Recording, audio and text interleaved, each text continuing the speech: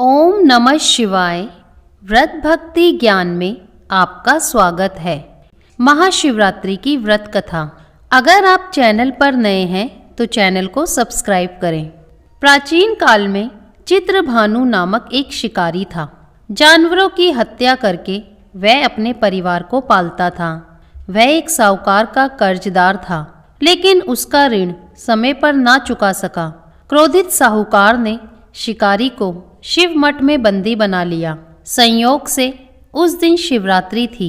शिकारी ध्यान मगन होकर शिव संबंधी धार्मिक बातें सुनता रहा।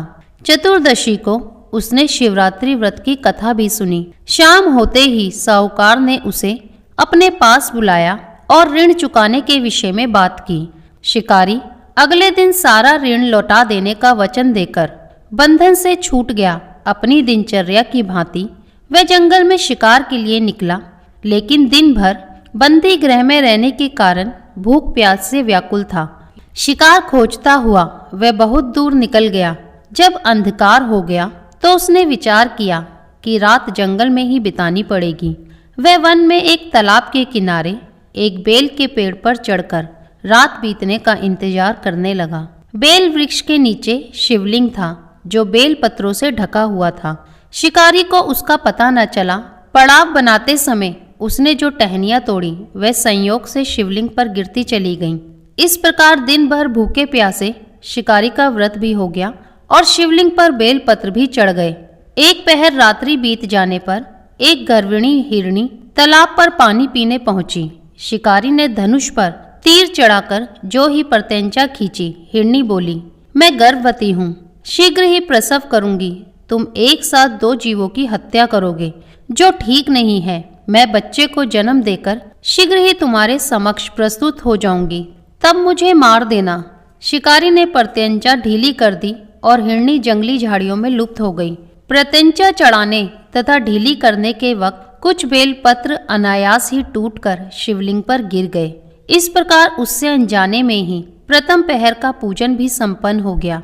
कुछ ही देर बाद एक और हिरणी उधर से निकली। शिकारी की प्रसन्नता का ठिकाना न रहा। समीप आने पर उसने धनुष पर बाण चढ़ाया।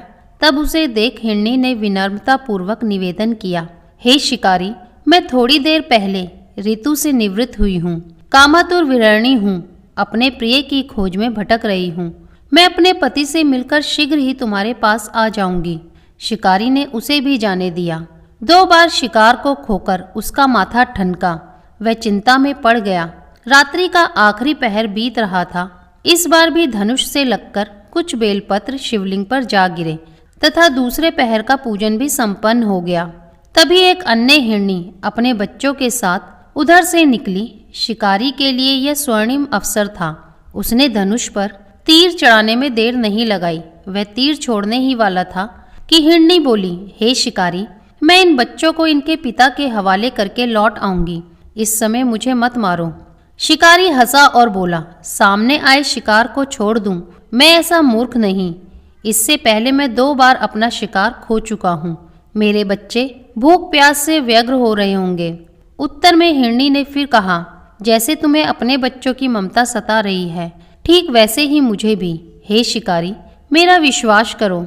मैं इन्हें इनके पिता के पास छोड़कर तुरंत लौटने की प्रतिज्ञा करती हूँ। हिरणी का दुख भरा स्वर सुनकर शिकारी को उस पर दया आ गई।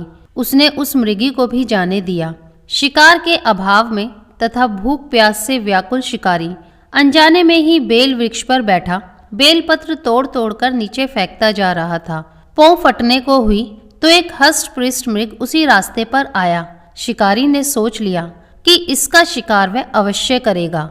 शिकारी की तनी प्रत्यंचा देखकर मृग विनीत स्वर में बोला, हे शिकारी, यदि तुमने मुझसे पूर्व आने वाली 3 मृगियों तथा छोटे छोटे बच्चों को मार डाला है तो मुझे भी मारने में विलंब ना करो, ताकि मुझे उनके वियोग में एक क्षण भी दुख न सहना पड़े। मैं उन हिरणियों का पति हूँ। यदि तुमने उन्हें जीवन दान दिया है तो मुझे भी कुछ क्षण का जीवन देने की कृपा करो। मैं उनसे मिलकर तुम्हारे समक्ष उपस्थित हो जाऊंगा। मृग की बात सुनते ही शिकारी के सामने पूरी रात का घटनाचक्र घूम गया। उसने सारी कथा मृग को सुना दी। तब मृग ने कहा, मेरी तीनों पत्नियां जिस प्रकार प्रतिज्ञाबद्ध होकर गई हैं, मेरी मृत्यु से अपने धर्म का पालन नहीं कर पाएंगी। अतः जैसे तुमने उन्हें विश्वास पात्र मानकर छोड़ा है, वैसे ही मुझे भी जाने दो। मैं उन सबके साथ तुम्हारे सामने शीघ्र ही उपस्थित होता हूँ। शिकारी ने उसे भी जाने दिया। इस प्रकार प्रातः हो आई। उपवास, रात्रि जागरण तथा शिवलिंग पर बेल पत्र चढ़ने से अनजाने में ही उससे शिवरात्रि की पूजा पूर्ण हो गई। पर अनजाने में ही की हुई पूजन का परिणाम उसे तत्काल मिला। शिकारी का हिंसक हृदय निर्मल हो गया, उसमें भगवत शक्ति का वास हो गया। थोड़ी ही देर बाद वह मृग सपरिवार शिकारी के समक्ष उपस्थित हो गया ताकि वह उनका शिकार कर सके। किंतु जंगली पशुओं की ऐसी सत्यता, सात्विकता एवं सामूहिक प्रेम भावना देखकर शिकारी को बड़ी गलानी हुई। उसने मृग परिवार को जीवनदान दे दिया। अनजाने में शिवरात्रि के व्रत का पालन करने पर भी शिकारी को मोक्ष की प्राप्ति हुई। जब मृत्यु काल में यमदूत उसके जीव को ले जाने आए तो शिवगणों ने उन्हें वापस भेज दिया तथा शिकारी को शिवलोक ले गए। शिवजी की कृपा से ही अपने इस जन्म में राजा चित्रभानु अपने पिछले जन्म को याद रख पाए तथा महाशिवरात्रि के महत्व को जानकर उसका अगले जन्म में भी पालन कर पाए। तो प्रेम से बोलिए उमापति शंकर भगवान की जय। अगर वीडियो पसंद आई हो तो लाइक, शेयर, कमेंट करें और चैनल को सब्सक्राइब करना ना भूलें। हर हर महादेव।